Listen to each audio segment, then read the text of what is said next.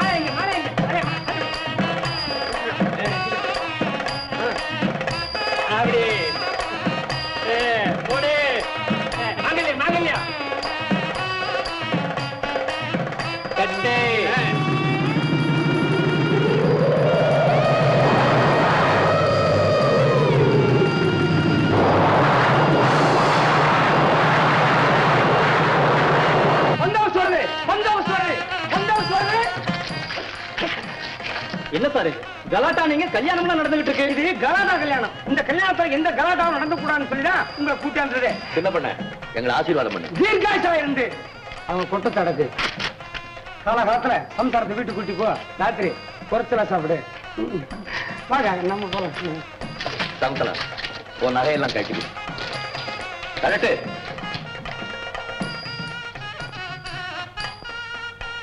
என்ன மன்னிச்சிடுங்க. எங்களை இப்படி அவமானப்படுத்தா கூட்டிட்டு வந்தீங்களா? பையன் கல்யாணத்துக்கு தேடி வைக்க போனீங்க.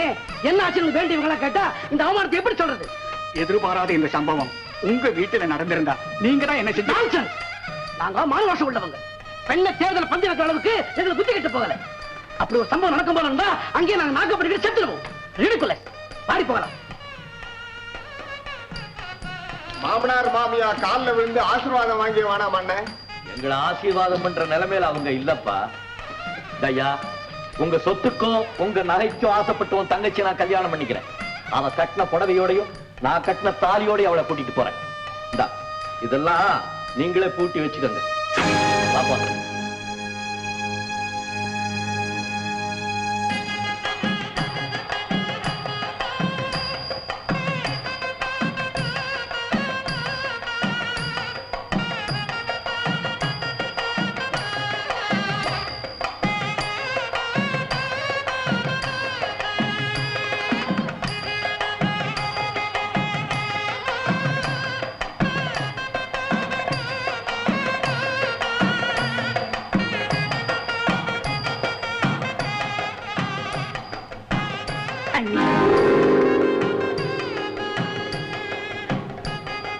உள்ள வாங்க. வலது காலை எடுத்து வச்சு உள்ள போமா.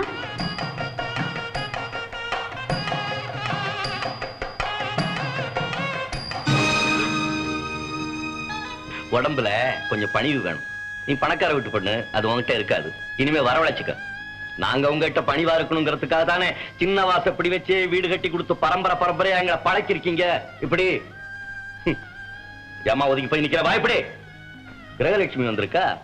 நானும் என் சம்சாரம் காலில் விழுந்து கும்பிட போறோம். ஆசீர்வாதம் பண்ணு. மகராசனாரியா? ஏன் உன் புருஷனை பெத்தவங்க தெய்வம் மாதிரி காலில் விழுந்து கும்பிடுறதுல தப்பு இல்ல. அதெல்லாம் உண்மை. எப்படி வசதி?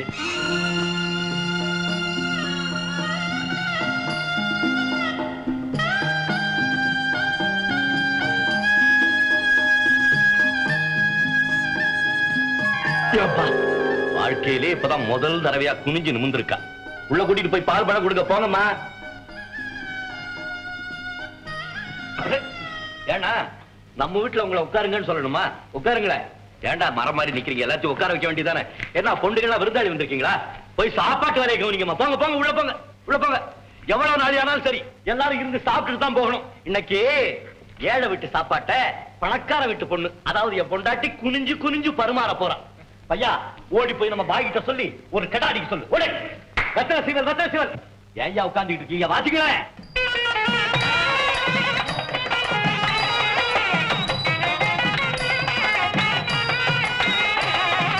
வேற என்ன செய்யணும் சொல்றீங்க? நீ அவமானப்பட்டு தலை குனிஞ்சு நிக்கிற மாதிரி அந்த குடும்பமும் ஊராருக்கு மத்தியில உம்முன்னால தலை குனிஞ்சு நிக்கணும்ன்ற. நீ நிமிர போறதில்ல, அது வேற. அவனை புரிய வைய. உணர்ச்சி வசப்பட்டோ ஆத்திரப்பட்டோ எந்த விதமான பிரயோஜனமும் கிடையாது. இதெல்லாம் நாசூக்கா திட்டம் போட்டு செய்ய வேண்டிய வேலை. ராஜவேலு இப்ப நம்மள பாம்பு கடிச்சதுன்னா விஷம் பட்டு தலைக்கேறி பொட்டுன்னு போயிடுறானே, அது என்ன பிரயோஜனம்? நட்டு வாகனி கொட்டுச்சுன்னா விட்டு விட்டு நடுங்கி திடு திடு நெடியாரு நுறையா தள்ளி இது மாதிரி கொஞ்சம் கொஞ்சமா அனுபவிச்சு புலந்துருவானே வாய. ஒண்ணு கவலைப்படாத, யோசனை பண்ணா போய் படு. நான் யோசனை பண்ணிட்டே படுக்கிறேன். காலம்பரம் எழுப்பி கேளு, விஷயத்தை சொல்றேன். நீ நல்லா இருக்கணும்ப்பா. ராஜவேலு வசமா மாட்டடா, வைக்கிறேன்டா உன்ன பாக்கு வெட்டி மத்தியில.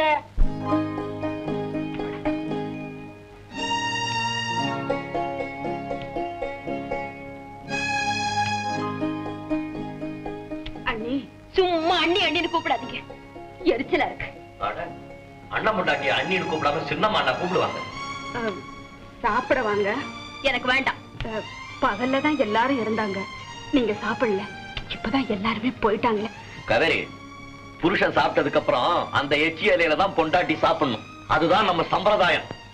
அதுக்காக தான் காத்துக்கிட்டு இருக்கா போல இருக்கு. நீ அம்மாவை சாப்பிடுங்க. அண்ணி சாப்பிடாம பட்னியா இருக்கும்போது நாங்க சாப்பிடலாமா அண்ணா? பசி பட்னி எல்லாம் நமக்கு சகஜம், அவங்களுக்கு அது என்னன்னே தெரியாதே. ஆமா ஆமா, அவங்களுக்கு அஜீரணமா இருந்துதான் பழக்கம். சின்ன குடல பெரிய குடல் திணிச்சுன்னா அப்ப தெரியும் பசியோட அருமை. எனக்காக யாரும் அனுதாபப்பட வேண்டாம், நான் சாப்பிட போறது. நீங்க அவ்வளவு பிடிவாதமா இருந்தீங்கன்னா உங்களை விட எங்களுக்கு வயிறு ஒண்ணு பெருசு இல்லைங்க. என்ன நீங்க வாங்க போங்கன்னுகிட்டு அவன் மருமக சும்மா பேர் சொல்லியே கூப்பிடு. அடாடா, ஐயோ என்ன சுகம், என்ன சுயமா. உன் கை சாப்பாடு அமிர்தம் மாதிரி எல்லாருக்கும் கிடைக்குமா? அதெல்லாம் சாப்பிடறதுக்கு கொடுத்து வச்சிருக்கணும். காவேரி, காவேரி வாங்கப்பா, உள்ள வாங்க. நாயா வரேன், உங்க அம்மா வெளியே வர சொல்லு. உள்ள வாங்கல. என்னங்க என்ன? என் பொட்டி படுக்க துணிமணி எல்லாம் தூக்கி வெளியில போடு. ஏப்பா, எங்களை எல்லாம் விட்டுட்டு தனியா போயிடலான்னு முடிவு பண்ணிட்டீங்களா? ஆமா. நீங்களும் இல்லாத வீட்டுல எங்களுக்கு மட்டும் என்ன வேலை? வாமா போலாம். நீ ஏடி போற? நீ பெத்தவன், பாசத்தை உன்னால மறக்க முடியாது. நீ அவன் கூடவே இரு, நான் போய் தொலைறேன். நீங்க ஏன் போறீங்க? இது உங்க வீடு, நீங்க இங்கே இருக்கு. பொழுது விடிஞ்ச உடனே நான் என் பொண்டாட்டி கூட்டிட்டு என் குடிசைக்கு போய் சேர்றேன். என்கிட்ட பேசாதடா. இப்ப எனக்கு இருக்கிற கோபத்துக்கு உன்னை 2 துண்டா வெட்டி போலி போட்டுருவேன்.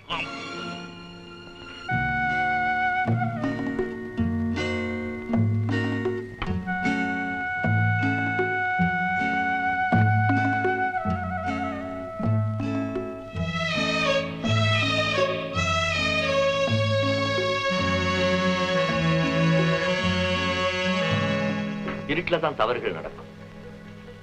நாம தான் இப்ப வெளிச்சத்தில் இருக்க. ஏன் என்ன கண்டு இப்படி பயப்படுற? நான் என்ன புலியா சிங்கமா?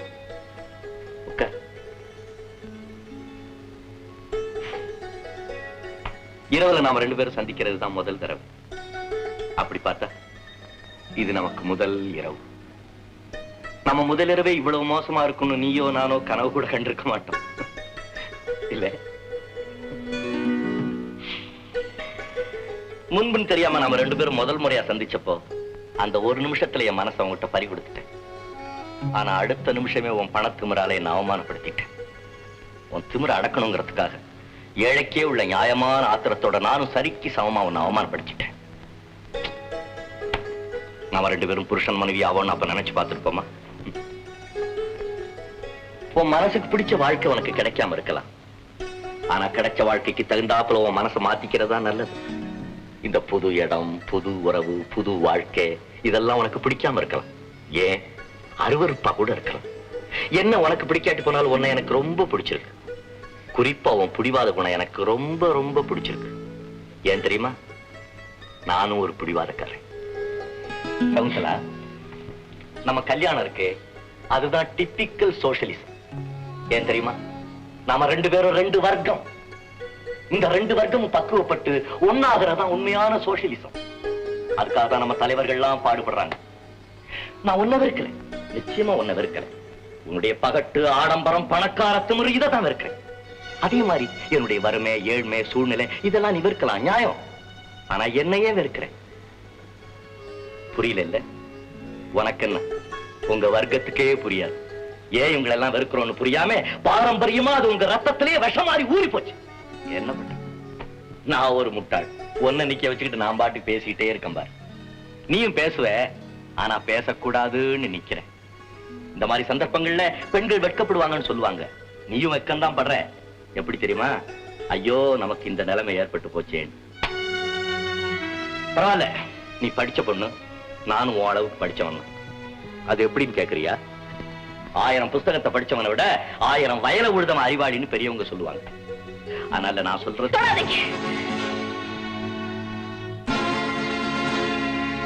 நீங்க ரோஷமுள்ள ஆம்பளையா இருந்தா ஏன் அனுமதி இல்லாம என்ன தொடக்கூடாது. துரதிருஷ்டவசமா நீங்க தாலி கட்ட கழுத்தை நீட்ட வேண்டிய துர்பாக்கியம் எனக்கு ஏற்பட்டு போச்சு. ஆனா இந்த ஜென்மத்துல என் மனசு உங்களை புருஷனா ஏத்துக்காது.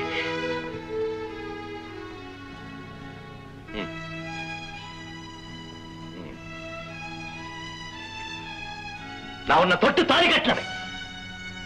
இந்த இடத்துல உன்னை பலாத்காரமா கசைக்கு முகரத்துக்கு எனக்கு உரிமை இருக்கு. ஆனா என்னைக்கு உன் மனசார என்ன கணவன் ஏத்துக்கிறியோ, என்னைக்கு நீயா மனம் விரும்பி என்ன வந்து தொடறியோ, அது வரைக்கும் உன்னை நான் தொட மாட்டேன். எங்க அம்மா மேலான தொட மாட்டேன்.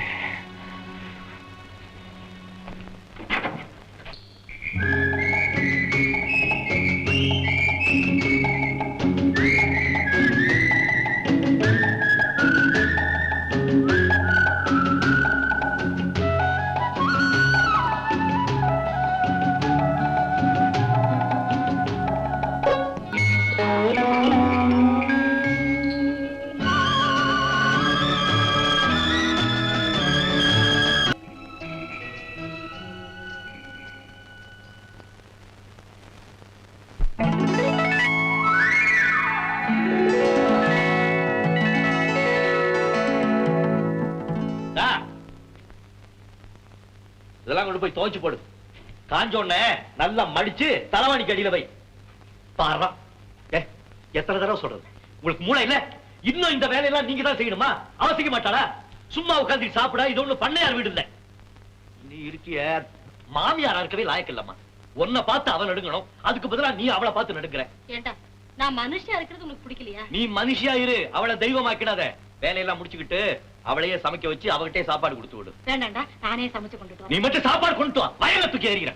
உன் வீட்டுக்காரருக்கு நீ சாப்பாடு எடுத்துட்டு போ, அவன் வீட்டுக்காருக்கு அவன் சாப்பாடு எடுத்துட்டு போட்டோம். புரியுதுல்ல?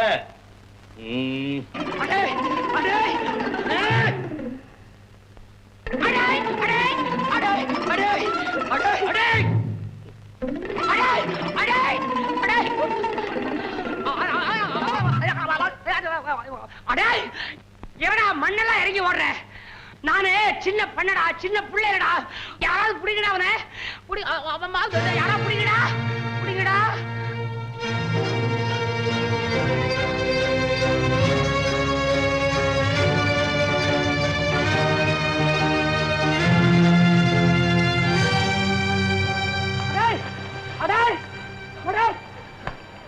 இத்தனை பேர் இருக்கீங்களா? சின்ன பண்ண அடிக்காதீங்க. என்ன செஞ்ச? முதல்ல இதை புடிங்க, அப்படி போடுங்க. பிரசிடன்ட் சார், நீங்க உங்க மிஸ்ஸஸோட குடி வரீங்கன்னு சொல்லி இந்த ராஜவேல போய் ஆளுங்களை வச்சு பக்கத்துல இருந்த குடிசையை வெட்டி தரமட்டமாக்கிட்டான். குடிசையா? ஆமா, அவங்க எல்லாம் ஓடிட்டானுங்க. இந்த பையனை ஓட விட்டு பாத்துட்டான். சும்மா கூட்டு போகாதீங்க. கைய பின்கிட்டா கட்டி கூட்டு போங்க. போங்க போங்க. நேருக்கு நேரா என்ன எதுக்கு துணிச்சல் இல்லாம எந்தெந்த கோபத்தையோ சேர்த்து என் குடிசை மேல காட்டியிருக்காங்க. இந்த கேவலமான காரியத்தை செய்ய தூண்டி விட்ட குற்றத்துக்காக இந்த பெரிய மனுஷங்களுக்கு என்ன தண்டனை கொடுக்கணும் நீங்க முடிவு பண்றீங்களோ அதுக்கு நான் கட்டுப்படுறேன். என்ன வைஸ் பிரசிடென்ட்? நீங்க பிரசிடென்ட், நான் வெறும் வைஸ் பிரசிடென்ட். நீங்க இருக்கும்போது நான் எப்படி? நீங்க பார்த்து முடிவு பண்ணா சரிதான். சும்மா ஜாட மாடையா கையில காலில் விழுந்து மன்னிப்பு கேட்டுட்டு போ. போலீஸ் தான், கோர்ட்டு தான். 1 வருஷம் தீட்டிடுவானே. சாம்பிராணிய போடாதடா, எனக்கு சாமி வந்துடும். ஒரு ஏழையை பழி வாங்கணுங்கிற வெயில என்ன செய்யறோங்கிறதையே மறந்துட்டு இப்படி ஒரு சின்னத்தனமான காரியத்தை செஞ்சுட்டாங்க. பழிக்கு பழி வாங்குறது என்னுடைய கொள்கை இல்லை. வெட்டி சாக்கப்பட்ட குடிசையை உடனடியாக கட்டி கொடுக்கணும். இவங்களுக்கு தண்டனை கொடுக்கறதை விட மன்னிக்கிறதா பெரிய தண்டனையா இருக்கும்னு நான் நினைக்கிறதுனால இவங்களை மன்னிச்சோம் அவுத்து விட. பிரசிடென்ட் சார், ரொம்ப பெருந்தன்மையா நடந்துட்டீங்க.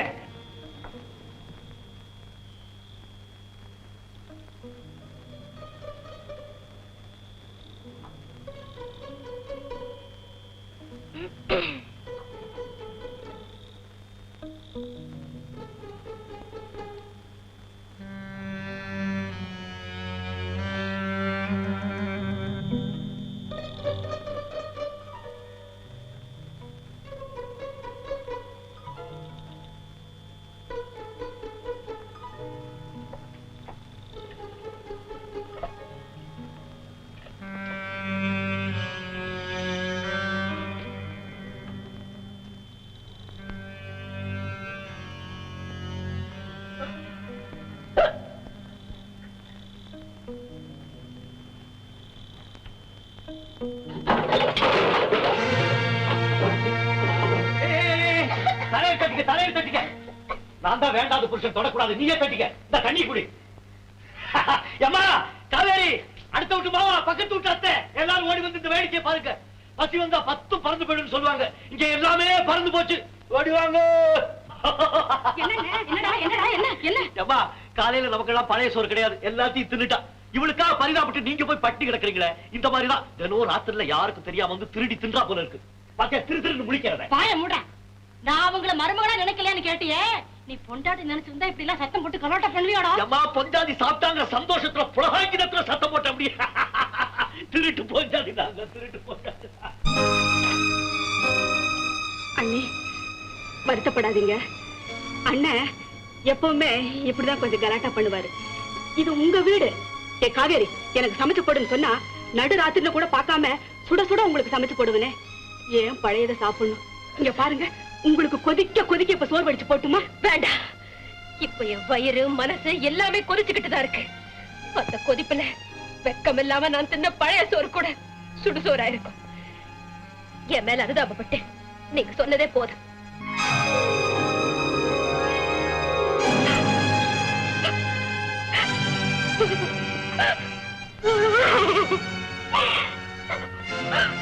அப்பா, சௌந்தரா, அப்பா,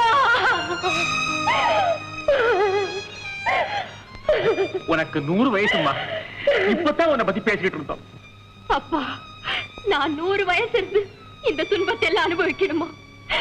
என் சந்தோஷம் எல்லாம் போயிடுச்சு, என் நிம்மதி எல்லாம் போயிடுச்சுப்பா. அழாதம்மா, அழாத. நீ தனியாத்தான் வந்திருக்கியா? கூட யாராவது வந்திருக்காங்களா? தனியாத்தான் வந்தேன். சொல்லிட்டு வந்தியா, சொல்லாமலே வந்தியா? ஏய் என்னடி இது? வக்கீல் மாதிரி அவளை போய் குறுக்கு விசாரணை பண்ற? உங்களை பார்க்கணும்னு தோணுச்சுப்பா, அதான் வந்துட்டேன். இனிமே அங்க போக வேண்டாமா, இங்கே இருந்துடு. நாம இந்த ஊர்ல இருக்க வேண்டாம்ப்பா, எங்கேயாவது வெளியூருக்கு போய் நிம்மதியா இருக்கலாம். ரொம்ப நல்லா இருக்கு. நல்ல குடும்பத்துல பிறந்த பொண்ணு பேசுற பேச்சாயுது. நீ படிச்சது இப்படி குதர்க்கமா யோசிக்கத்தானா? என் பொண்ணுக்கு கல்யாணமே ஆகலன்னு நினைச்சிட்டு போறேன்டி. எனக்கு அங்க இருக்கிறதுக்கு அவமானமா இருக்குப்பா. ஏழையோட ஏழையா குடிசையில இருக்கிறது அவமானம் நினைச்சா, மாடி வீட்டுல வாடா வெட்டியா இருக்கிறது மட்டும் அவமானம் இல்லையா? ஏய் ஏற்கனவே குழம்பி போய் வந்திருக்கா. வீட்டுக்கு வந்த பொண்ணுக்கு ஆறுதலா 2 வார்த்தை சொல்லாம நீயே அவளை திருப்பி அனுப்பிட்டு போல இருக்க. நீ வாமா.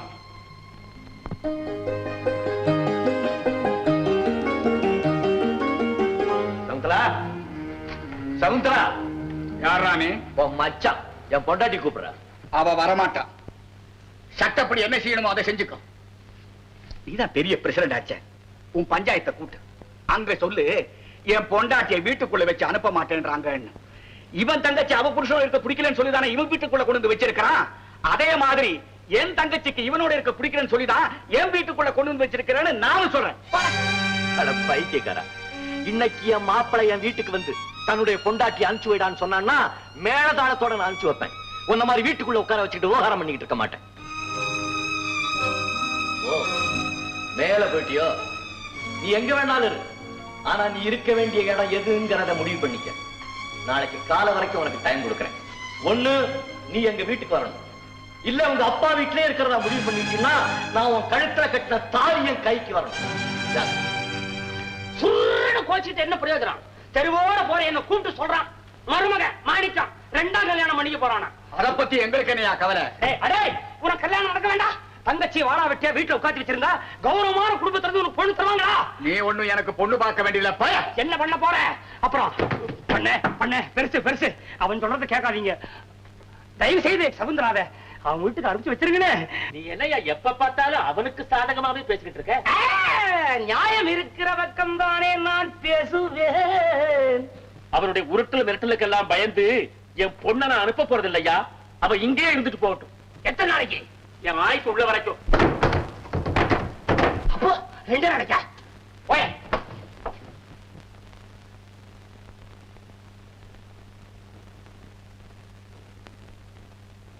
அம்மாடி, அம்மாடி, நான் சொல்றதை இவங்க யாருமே புரிஞ்சுக்க மாட்டேன்றாங்க. நீயாவது புரிஞ்சுக்கமா. நானு பங்காளி, என் பங்குக்கு அவமானம் ஏறிட்டே போகுது. என்னால தாக்கவே முடியல.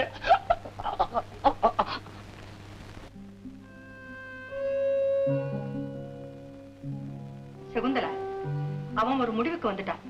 சீக்கிரம் நீயும் ஒரு முடிவுக்கு வந்துடு. நானும் ஒரு முடிவுக்கு வந்துட்டேம்மா. அவன் வீட்டுக்கு போறதா தானே? இல்ல, நம்ம வீட்டுல இருக்கிறதா முடிவு பண்ண. நீ அங்க போனாதான் அவன் முடிவை மாத்த முடியும். இங்கே இருக்கிறதாக முடிவு பண்ணிட்டா உன் முடிவு என்ன ஆகுன்னு யோசிச்சு பாரு. நான் நல்லா யோசிச்சுதாம்மா இந்த முடிவுக்கு வந்திருக்கேன். மத்தவங்க முடிவை மாத்தணுங்கிற அவசியம் எனக்கு இல்ல.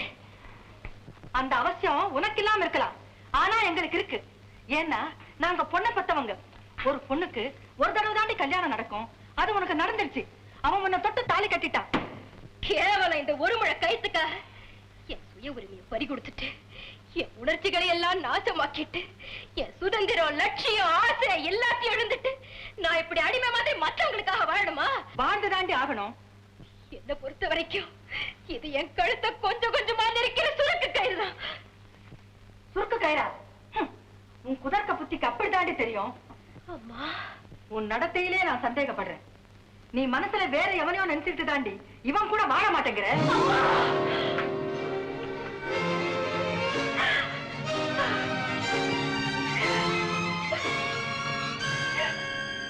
பின்ன எதுக்காக நீ அவனை வெறுக்கிற?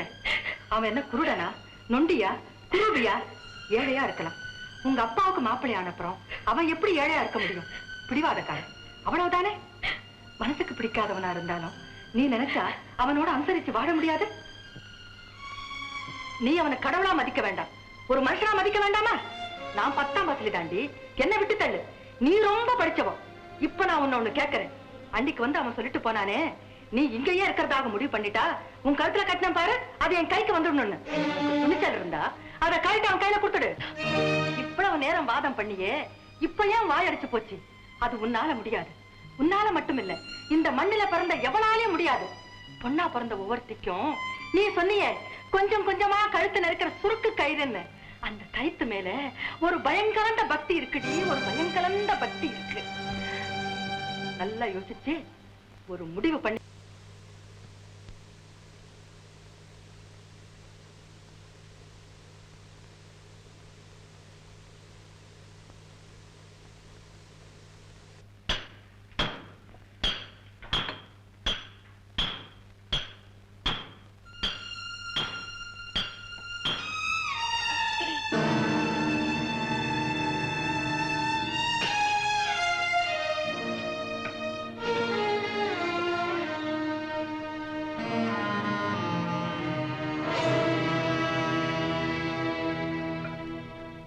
வர சொன்னீங்களா?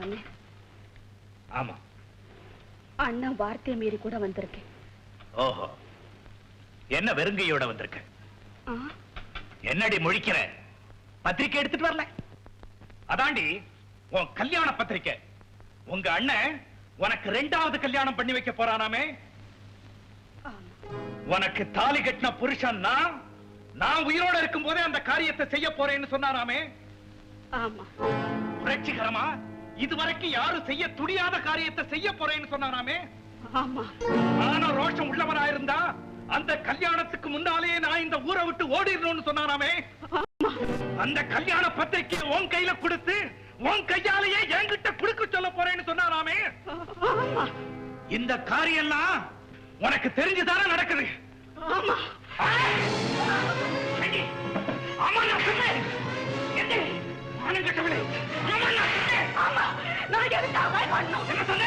என்ன சொன்னேன்? ஏன் பயப்படணும்? அடிங்க, அடிங்க. நீங்க இவ்வளவு நேரம் கேட்டதுக்கெல்லாம் ஆமா ஆமான்னு தான் பதில் சொல்லிக்கிட்டு இருந்தேன். ஆனா முக்கியமான ஒரு கேள்வி கேட்காம விட்டுட்டீங்களே. அந்த கல்யாணத்துக்கு நீ சம்மதிச்சியான்னு என்ன கேட்டிருந்தீங்கன்னா நான் ஆமான்னு சொல்லி இருக்க மாட்டேனே. இல்ல இல்லன்னு தானே சொல்லியிருக்கேன்.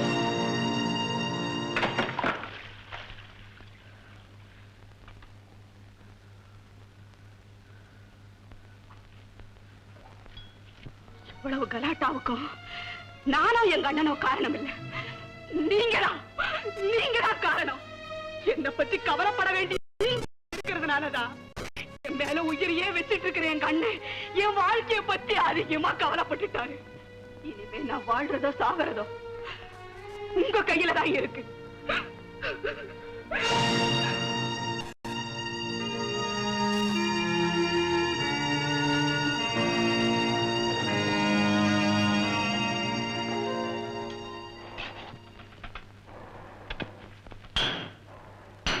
இரும்பு உருக்க உருக்க இலகி போச்சோ.